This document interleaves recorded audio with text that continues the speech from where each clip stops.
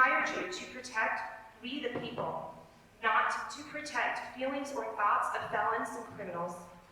I urge you all to make the right decision today for the protection of Colorado citizens by voting no on House Bill 24-1070. Thank you for your testimony. Colleagues, what questions do we have for this panel of witnesses? Senator Van Winkle. Thank you, Madam Chair. Ms. Daney, you referred to purchasing a firearm in the state of Colorado. A previous witness had said that fingerprints are required to do that. Now, I don't recall in the firearms I've purchased doing that. You said it. Could you go over what is required in the state of Colorado for that? Ms. Danick.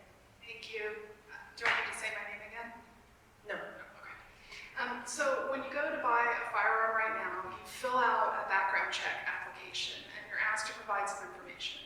Some of the data fields are required, some are optional. That background check application kicks off the 3-day waiting period to get the firearm in your possession.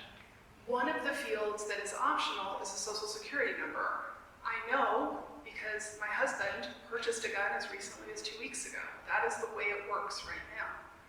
In addition, you are not asked to provide a fingerprint, so your recollection is correct. Again, as of 2 weeks ago, there was no request for a fingerprint.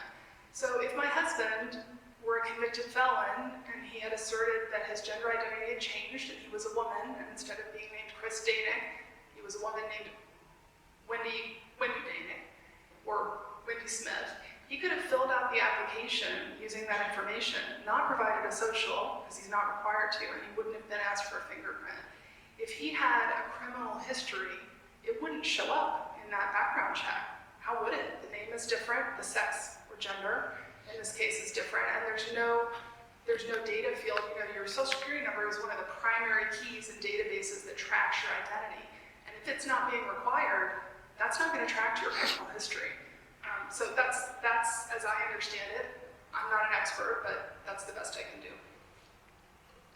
Senator Van Winkle. Thank you, Madam Chair. That goes along with my line of questioning and thinking, so thank you very much for that. And also in your testimony, you referenced